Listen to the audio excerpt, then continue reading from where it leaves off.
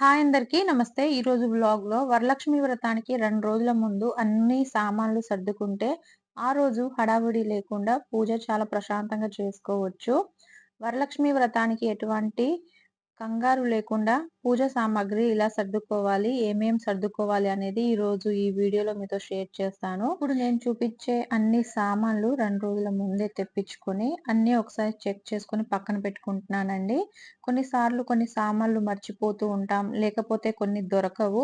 అలాంటప్పుడు కంగారు పడకుండా ఉన్న వాటితోనే ప్రశాంతంగా పూజ చేసుకోవాలి. అమ్మవారికి ఎలా పూజ చేశామనేది ముఖ్యం కాదు. ఎంత భక్తి శ్రద్ధలతో పూజ చేశామనేది చూసుకోవాలి. ముందుగా నేను పూజ కోసము అమ్మవారి ఫోటో అండి. మీ ఇంట్లో ఉన్నదైనా పర్వాలేదు. లేకపోతే కొత్తది తెచ్చుకొని పెట్టుకోండి ఇలా. లక్ష్మీ అమ్మవారి ఫోటో అయితే కంపల్సరీగా కావాలి. పూజకు కావాల్సిన మెయిన్ సామాన్లయితే పసుపు, కుంకుమ, గంధం. పసుపు అనేది ఎక్కువగా కావాలి మనము గడప పూజకి, అలానే ముత్తైదులకి కాళ్ళకు కూడా రాయడానికి నేను ఇది ఇంట్లోనే తెప్పించుకున్నానండి. మా ఫ్రెండ్ వాళ్ళు ఊర్లో వాళ్ళు పొలంలో పండించి తీసుకొచ్చారనమాట. దీనికి నేను కొంచెం ఫేస్ కలర్ యూజ్ చేస్తూ ఉంటాను. అందుకే దాన్నే గడపకి, ఇగ కాళ్ళకి యూజ్ చేద్దామని చెప్పి ఓన్లీ పూజ కోసమే నేను ఇలా ప్యాకెట్ తెచ్చుకున్నాను. దీపం కోసం ఒత్తులండి. ఒత్తులు అనేది 2, 3 రకాలుగా ఉంటాయి. మీకు ఏది అనుగుణంగా ఉంటే అవి తెచ్చుకోండి. పత్తి వస్త్రమాల, అలానే అగరబత్తులు, ధూపపు స్టిక్స్. అమ్మవారికి ధూపం అంటే చాలా మంచిదండి. పూజ అప్పుడే కాకుండా డైలీ అయినా, వారానికి 2 సార్లైనా ఇంట్లో ధూపం పెడితే చాలా మంచిది. మ్యాచ్ బాక్స్ టైంకి చాలా దొరకని పాయింట్ ఇది. అందుకనే ముందుగానే తెచ్చుకొని పక్కన పెట్టుకుంటున్నాను. అలానే సీజర్ గూడా, కర్పూరము, హారతి ఇవ్వడానికి, అలానే మనము కొబ్బరికాయ కలశం పెట్టడానికి, అలానే అమ్మవారి అలంకార కోసము 2 గాని తీసుకోవాలండి. రాగి గాని, ఇత్తడి గాని తీసుకోవాలి. స్టీల్‌దయితే తీసుకోకూడదు. అలానే దీపం పెట్టియడానికి నువ్వుల నూనె, లేకపోతే ఆవు నెయ్యి తీసుకోవాలి. నేను 2 తీసుకుంటున్నాను. అమ్మవారి పూజ అప్పుడైతే నేను ఎక్కువగా ఆవు నెయ్యితోనే చేస్తాను. 2 కొబ్బరికాయలు కావాలి పూజ కోసం. అమ్మవారి ముందు కొట్టడానికి ఒకటి, అలానే పూజ అలంకారం కోసము ఒకటి. మంగళకరమైన వస్తువులు తీసుకున్నాను. తామర గింజలు, గోమతి చక్రము, గుంజ గింజలు, కౌడి అని. ఇవి ఎప్పుడు పూజ గదిలో ఉంటే చాలా మంచిదండి. అలానే అమ్మవారి ఫోటో అలంకరణ కోసం నేను తామర గింజల మాల తీసుకున్నాను. అమ్మవారికి చాలా ఇష్టమైన మాల అన్నమాట. అందుకని కంపల్సరీగా తీసుకున్నా నేను వెతికి గూడా మరి. అలానే పసుపు కొమ్ములు, ఎండు ఖర్జూరాలు, కలశంలోకెలేయడానికి యాలుక్కాయలు, అలానే లవంగాలు కొన్ని తీసుకొని పక్కన పెట్టుకున్నాను.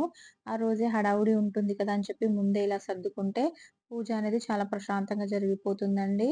కాయిన్స్, రూ. 1 కాయిన్ గానీ, రూ. 2 కాయిన్స్ గానీ, ఇలా కొన్ని కాయిన్స్ అనేది తెచ్చుకొని పెట్టుకోండి పూజకి. ఈ కొన్ని సామాన్లు దొరకకపోయినా మనము ఇలా కాయిన్స్, అక్షింతలు, పువ్వు వేసుకుంటూ గూడా అమ్మవారిని పూజ చేసుకోవచ్చు. ముత్తైదులకు ఇవ్వడానికి, అలానే అమ్మవారికి ఇవ్వడానికి పసుపు, కుంకుమ ప్యాకెట్స్ అండి ఇలా దొరుకుతాయి. వాయనంలో ఇవ్వడానికి చాలా వీలుగా ఉంటుంది. అవి తెచ్చుకున్నాను. అలానే అమ్మవారికి చీర, బ్లౌజ్ అండి. అమ్మవారి అలంకరణ కోసము. ఒకవేళ చీర పెట్టని వాళ్ళైతే 2 బ్లౌజ్ ముక్కలు పెట్టుకున్నా మంచిది. ఆ రోజే తమలపాకులు తెచ్చుకుంటాం కాబట్టి తమలపాకులు, వక్కలు కలిపి పెట్టుకోవాలి. ఇలా దీపం కోసము కుందులు, మీ దగ్గర పెద్ద సైజు ఉంటే, చిన్న సైజు ఏది అవైలబుల్‌గా ఉంటే వాటిని యూజ్ చేసుకోవచ్చు. అలానే అనేది ఇలా ఒక గిన్నెలో తీసుకొని పెట్టుకోండి. ఆ రోజు అక్షింతల కోసము, ప్లస్ అమ్మవారిని అలంకరణ చేసేటప్పుడు పీట పైన కలశం పెడతాం గదా! అక్కడ పెట్టడానికి యూజ్ అవుతుంది. ఇలా అవన్నీ ఒకేసారి పెట్టుకుంటే మనకి చాలా ఈజీగా అవుతుందండి. అలానే నల్ల శనగలు, అమ్మవారికి ఎంతో ఇష్టమైన నల్ల శనగలనేది కంపల్సరీగా ఉండాలి. ఇది గూడా ఇలా బౌల్‌లో తీసుకొని పక్కన పెట్టుకున్నా నేను. అమ్మవారికి నైవేద్యం పెట్టడానికి, తాంబూలం ఇవ్వడానికి ఇలాంటి పేపర్ ప్లేట్ గానీ, బనానా లీఫ్ గానీ తీసుకోవాలి. నేనిలా పేపర్ ప్లేట్లు తీసుకొని పక్కన పెట్టుకుంటున్నాను అన్ని సామాన్లతో పాటు. నాకు చాలా వీలుగా ఉంటుంది. ఎందుకంటే ఆ రోజు పిల్లలకి స్కూల్ గూడా ఉంటుంది. ఒక దారపు గూడా తీసుకుంటున్నాను. ఇంకా ఇలా కొబ్బరికాయ కొట్టడానికి ఒక ప్లేటు, దీంట్లో ఇలాంటి అటాచ్డ్‌దొకటి దొరుకుతుందండి. ఇది లేకపోతే ఊర్లలో ఉన్న వాళ్ళకైతే ఈజీగా కొబ్బరికాయ కొట్టుకోవడానికి రాయి ఉంటుంది గదా! నేనిది ఆన్‌లైన్‌లో ఆర్డర్ చేసుకున్నాను. కావాలంటే దీని లింక్ అనేది నేను డిస్క్రిప్షన్‌లో ఇస్తాను. ఒకసారి చెక్ చేసుకోండి. పూజ కోసము చదువుకోవడానికి సర్వదేవత నిత్య పూజ విధానము, అలానే శ్రీ లలిత సహస్రనామం ఉందండి. మీకు పాజిబుల్ అయితే వరలక్ష్మి వ్రతకథ బుక్ దొరుకుతుంది. నాకది ఎక్కడ దొరకదండి ఇక్కడ మహారాష్ట్రలో. నేను ఇవి గూడా ఆన్‌లైన్‌లో తెప్పించుకుందే. ఇది హిందీలో మా పిల్లలు కొంచెం హిందీ కదా! తెలుగు రాదు వాళ్ళకి చదవడము. హిందీ ఆర్తి బుక్ గూడా ఇంట్లో ఉంటుంది. వాళ్ళకి చదువుకోవడానికి వీలుగా ఉంటుందని.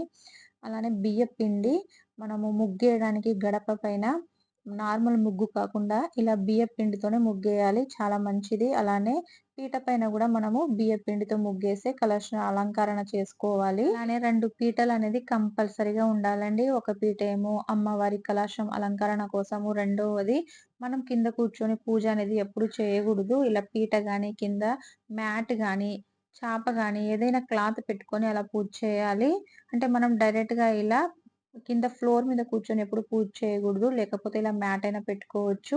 పీట ఏమో నా కోసమని ముత్తైదులు ఎవరైనా వస్తే ఇలా మ్యాటు లేకపోతే మన ఇంట్లో ఫ్యామిలీ మెంబర్ పిల్లలు ఎవరైనా ఉన్నా గూడా మ్యాట్ మీద కూర్చోవచ్చు.